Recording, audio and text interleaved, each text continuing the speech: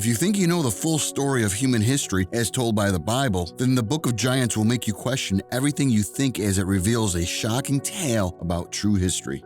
What comes to your mind when you think of giants? I can imagine a being unusually large with a distorted face and probably evil in their eyes. Giants are considered mystical beings that are only a figment of our imagination. In fact, most people do not believe such creatures existed, or perhaps they do. So what is the Book of Giants, and does it have any biblical truth? If yes, why is it not included in today's Holy Bible? Join us as we delve into the heart of one of the most enigmatic texts ever discovered, unveiling a captivating narrative that could rewrite history as we know it. What is the Book of Giants? Graham Hancock, an audacious self-taught scientist, would always say that we are a species with amnesia. We have forgotten so much about our roots and our origin and are lost in many ways. Certain tales have been told about the existence of giants, which has left many questions unanswered. Do giants really exist? Do they have any biblical origin? And why were they not frequently mentioned in the Bible? The discovered Book of Giants explains all these questions. The Book of Giants is one of many literary works that claim giants once walked this earth before Noah built the ark. It also contains connections to biblical people such as Enoch. This knowledge has piqued the interest of many scholars and questioned what they thought to be true.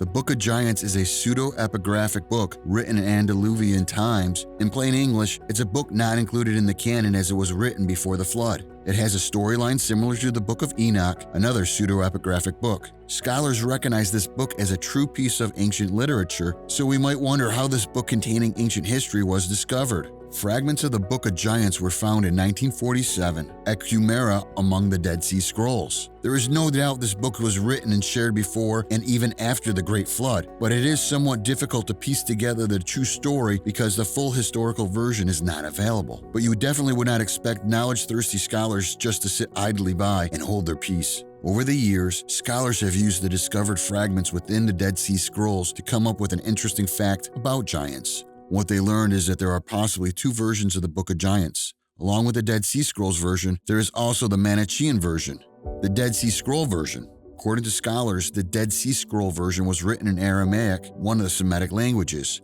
Basically, Semitic languages are an important group of languages known almost from the beginning of human history, which also includes Arabic and Hebrew. The Aramaic language is particularly closely related to Hebrew, and since the Dead Sea Scrolls are reportedly written in Aramaic, it makes it a more interesting subject of research. The version of the Book of Giants from the Dead Sea Scrolls written in Aramaic is said to be an expansion of a story from the Book of Enoch. In this version, God sends the Watchers to earth to nurture humanity. The Watchers were a group of angels tasked with recording the deeds and progress of humankind. These angels left their heavenly post and came to earth to experience the fleshly realm. Because the angelic beings were from heaven, they were to teach humans how to carry out proper rituals and ethical conduct, but the Watchers strayed from their intended purpose and began to seduce and be seduced by mortal women.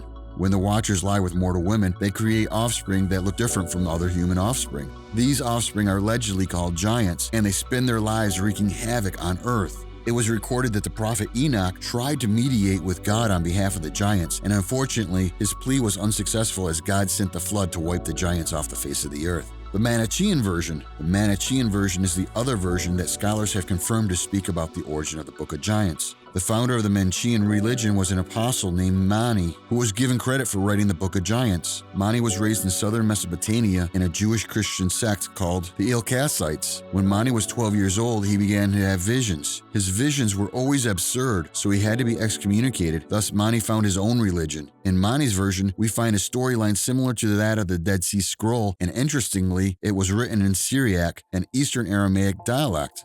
His version tells the story of demons who escaped the heavenly realm to live on earth, and while on earth, these demons cause chaos and destruction. The entirety of the version tells us of the battles between light and darkness, with forces being led by archangels Michael, Uriel, Raphael, and Gabriel. Is the Book of Giants part of the Bible?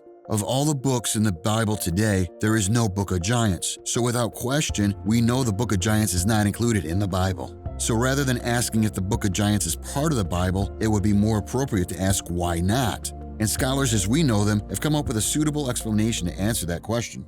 According to scholars, some set of requirements for canonization was developed when the Bible we know today was coming together, and if a book did not meet all of those requirements, it was scrapped off the list and would not be included in the Bible. Those requirements are that the author had to be an apostle or a close relationship to an apostle, the book must be accepted by the body of Christ at large, must contain consistent doctrine and orthodox teaching, and must have evidence of high moral and spiritual value. The scholars and the theologians who gathered to complete the task of putting the Bible together were not convinced that the Book of Giants met these requirements and hence did not include the book in the holy text. They agreed that the Book of Giants should not be included in the Bible because they do not think the story can tell us a lot about the cultures of that time. All this aside, the Book of Giants has merit historically. Biblical reference about giants. Even though the Book of Giants is not in our Bibles today, we can still find some connections to giants engraved in the holy text. The Bible refers to giants as nephilim, and according to the Hebrew Bible, the nephilim are a group of mysterious beings or people of unusually large size and strength who lived both before and after the flood. The Hebrew word nephilim is sometimes translated as giants and sometimes taken to mean fallen ones, but the identity of the nephilim is debated by scholars. Several interpretations have been given to the account of Nephilim. Some believe that the Nephilim are the offspring produced between the fallen ones and human women. This view was described in the first book of Enoch, a non-canonical Jewish text, and remains one of the most valid and popular explanations. The first book of Enoch also notes that the Nephilim were giants, which seems to be in correlation to the people of great size described in numbers of passages of the Bible. The apparent gigantic nature of Nephilim is believed to have stemmed from their supernatural origin, although some people have countered that it is absurd to suggest that angels or demons, who are purely spiritual beings, could physically reproduce with humans. A less supernatural view holds that the Nephilim were simply men who fell away from the righteousness. Specifically, some theologians have held the opinion that the sons of God are a reference to the descendants of Seth, the righteous son of Adam, and that the Nephilim were members of his bloodline who rejected God. This view is referred to as the Sethian view, which is sometimes elaborated with the assertion that the daughters of men were the ungodly women of the bloodline of Cain, who most people know as Adam's murderous son. With the Nephilim as mere humans, their great size is variously taken literally or metaphorically, though they were undoubtedly considered great warriors. The first record of ancient civilization that wrote about giants were the Sumerians. This tale aligns with the ideology of Graham Hancock about ancient civilization. He speculates that an advanced Ice Age civilization once existed and the survivors passed down their knowledge. He would always say that because all evidence that speaks to the existence of an ancient civilization is almost erased, it does not mean such a civilization never existed. The Sumerians were the first race to do many things, and there is evidence of a lot of change and innovative thoughts for one society to miraculously discover. They wrote that their knowledge came from celestial beings, called Anunnaki. Interestingly, the Anunnaki also have an identical story similar to the one documented by scholars from the Dead Sea Scrolls. Watchers, and in this case the Anunnaki, religiously known as angels, came to watch over Earth. They saw women, and as a result of their beauty, the Anunnaki took them as wives. The outcome of this unlikely relationship led to the creation of the Nephilim, a race of giants. In addition to these, several biblical texts revealed the history of giants to us. Genesis 6 verse 4 says that the Nephilim were on earth in those days. And also after that, when the sons of God came in unto daughters of men, and they bare children to them, the same became mighty men which were of old, men of renown. Furthermore, the book of Numbers 13, verse 33 reads thus, And we saw giants, the son of Enoch, which come of giants, and we were in our own sight as grasshoppers, and so we were in their sight. The Israelites gave an account of their knowledge about giants, and these verses tell us that the Jewish culture believed what the book of Giants said about giants. According to biblical texts, Nephilim was the name given to offspring of the heavenly beings and mortal men. They were large, and people feared them, and because of their actions, God sent the great flood to wipe out the world.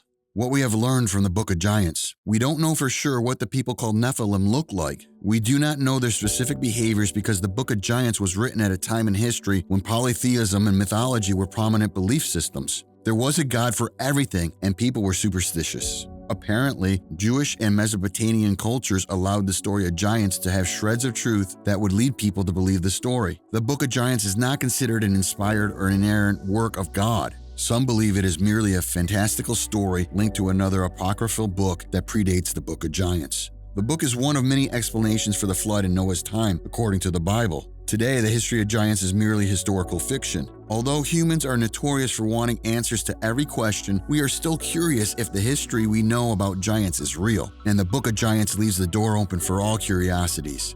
If the Book of Giants is not included in the Bible for the simple reason that it is not an inspired word from God, it doesn't mean we should throw it away. This piece of literature still serves as a source of learning what life was like during the time it was written. Conclusion: the existence of giants has only been seen in fairy tale stories, but the Book of Giants says otherwise, and scholars have discovered some interesting facts about the Book of Giants. Which of the discoveries did you find most fascinating? The existence of the Book of Giants, or how the book was not included in the holy text we see today? What about the biblical reference to giants? Let us know in the comment section. Don't forget to hit like and subscribe to the channel for more videos. Thank you for watching, and we'll see you in the next one.